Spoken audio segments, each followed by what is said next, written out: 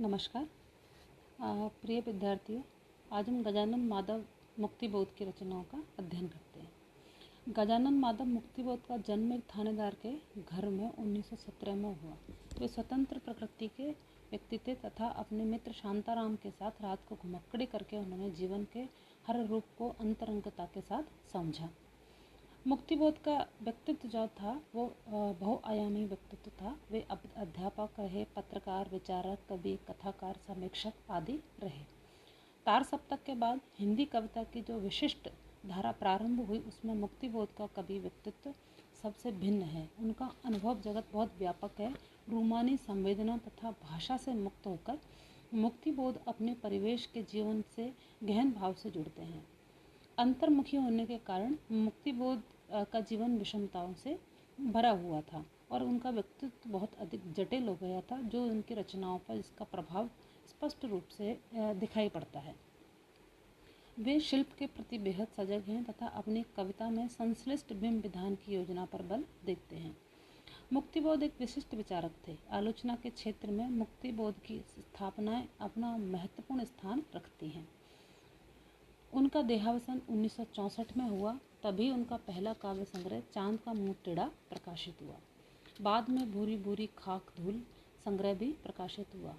मुक्तिबोध का समस्त रचना साहित्य मुक्तिबोध रचनावली के 6 खंडों में प्रकाशित हो चुका है।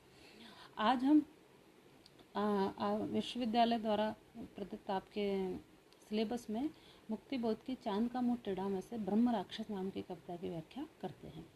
ब्रह्म राक्षस मुक्तिबोध की सर्वाधिक प्रसिद्ध कविताओं में से एक है, जिसकी व्याख्या आलोचकों ने अनेक तरह से की है। वस्तुतः ब्रह्म राक्षस ऐसे बुद्धिजीवी का प्रतीक है जो अपनी मान्यताओं से इस संसार की समस्याओं की व्याख्या करता है, किंतु उसे व्यवहारिक ज्ञान उतना नहीं होता वह जीवन को अच्छी तरह समझ सके। कोरा बुद्धिजीवी न जीवन को समझ सकता है न उनकी समस्याओं को। कभी इस कविता में बुद्धिजीवी के व्यवहारिक होने की कामना करता है। तो और याज्ञवल्क्य स्मृति में ब्रह्म राक्षस किसको कहा गया है कि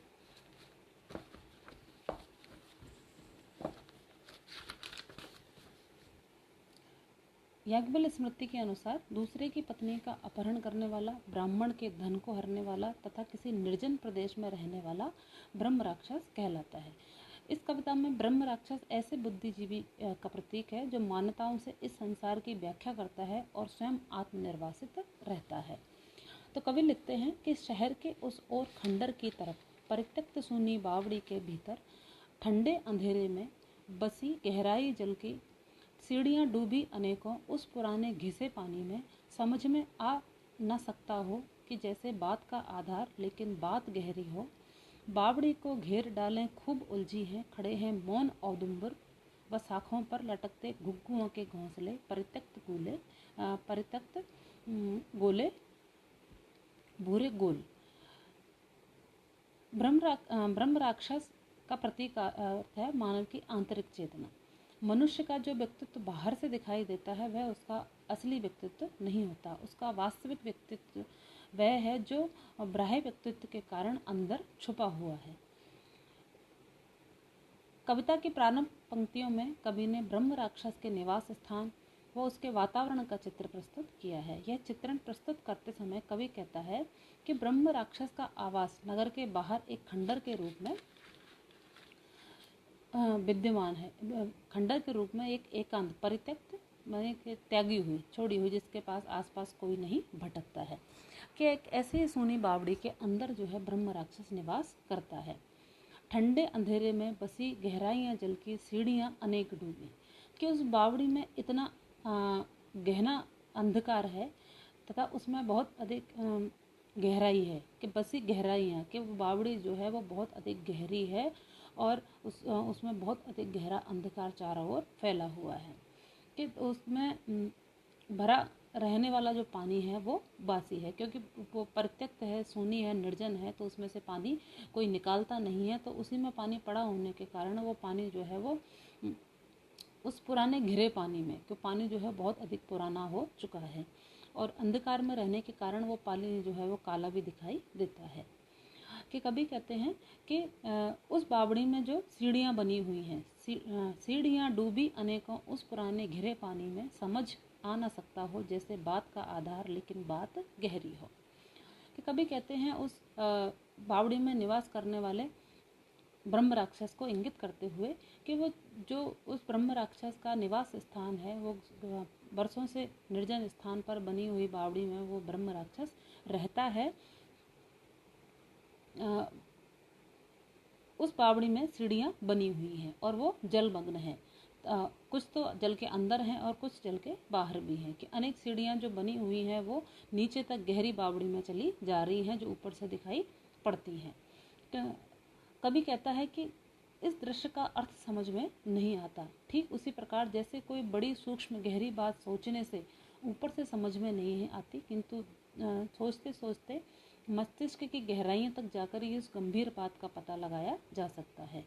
तो कभी कह रहा है कि उस बावड़ी के बाह्य रूप को देख करके कि एकांत स्थान पर वो जल से भरी हुई बहुत पुरानी बावड़ी बनी हुई है, उसमें ब्रह्म राक्षस रहता है और उसमें गहरा अंधकार उस बावड़ी के अंदर है और उसके अंदर प्रवेश करने वाली जो सीढ़ियाँ हैं, कुछ तो पानी के अंदर है और कुछ ऊपर से दिखाई देती हैं। तो कभी कहते हैं कि उस पुराने घिरे पानी में समझ में आ ना सकता हो कि जैसे बात का आधार लेकिन बात गहरी हो। कि कभी ये कह रहे हैं कि उस बावड़ी को देख करके इस बात का अंदाज़ा नहीं लगाया जा सकता, लेकिन उसकी गहराई को, उसके अंदर जैसे जैसे गहरे प्रवेश करते जाएंगे तो उसकी गहराई का और उसके भयानकता का और उसके में छाए हुए गहन अंधकार का और उसके निर्जनता का एहसास हमको हो जाएगा। वही स्थिति है कि जैसे कोई बात होती है, वो ऊपर से हमको बहुत हल्की लगती है, लेकिन जब हम गहराई से उस बात पर विचार करते हैं तो वो बात हमारे मन मस्तिष्क में जाकर के बैठ जाती है। उसकी गंभीरता का पता हमें तभी लगता है जब हम मन से उस बात की गहराई में डूब करके सोचते हैं। यही स्थिति इस कविता में प्रस्तुत जो नायक हैं उसकी है कि एकांत स्थान में सोने खंडर के रूप में बनी हुई बावड़ी ऐसी लग रही हो मानो वो रहस्य से भरी हुई हो। सामाजिक जीवन अनेक समस्याओं से भरा रहता है, परंतु आज का बुद्धिजीवी व्यवहारिक ज्ञान के कारण इन समस्याओं से ग्रसित रहता है कि उसका किताबी ज्ञान व्यवहारिक जीवन पर लागू नहीं होता, इसलिए वो व्यवहारिक ज्ञान न होने के कारण वो इन समस्याओं का समाधान नहीं कर पाता और आजीवन वो समस्याओं से घिरा रहता है।